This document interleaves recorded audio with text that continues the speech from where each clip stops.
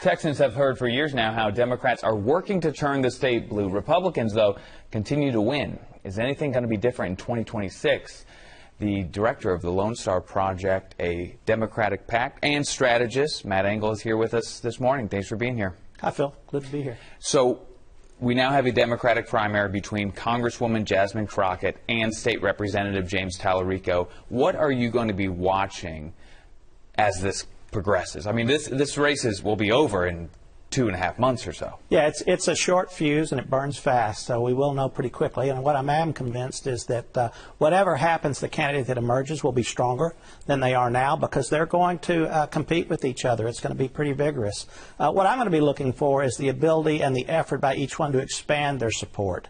That this is an election in which a lot of people are giving Democrats another look. A lot of people that have been maybe defaulting to Republicans or haven't been involved in politics, they're concerned about what's going on in the country, what's going on in the state, is giving them a reason to consider Democrats. And I think it's important that both Jasmine Crockett and James Tallarico expand their appeal so they can bring in some of those new voters. And when you talk about competition being good for the party, is there a line, though, if they start throwing mud at each other, is that counterproductive for then in November? It sure can be, and that would be a mistake. In my view, the first one that slings mud is hurt, and if you keep slinging it, you could be hurt badly. I don't think you'll see much of that. I think both of them, by nature, are really looking to enthuse their base and try to expand it, and I think it'll really be a contest as to who can do that the most effectively.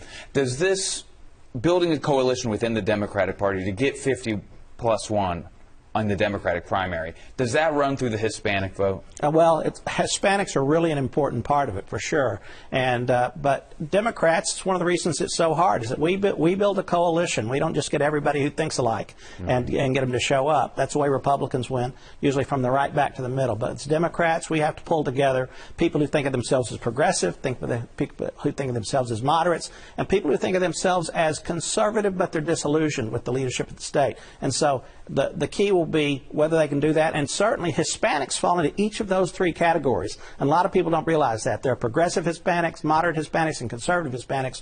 We need a disproportionate number of each one. As a Democrat, do you want your candidate to run against Ken Paxton, John Cornyn, or Wesley Hunt, or does it matter? Oh, well, I think we've got a chance to win against any of them, but any Democrat who's thinking straight believes and wants Ken Paxton to be their nominee. The Attorney General. Yeah, what that will mean is that Republicans in the state of Texas deliberately chose a stand-up criminal who's corrupt. I mean, Ken Paxton has proven over and over again that he's dishonest. He's dishonest with his colleagues. He's dishonest with the public. And it looks like, in my view, if you're asking me to predict, I think they will nominate him.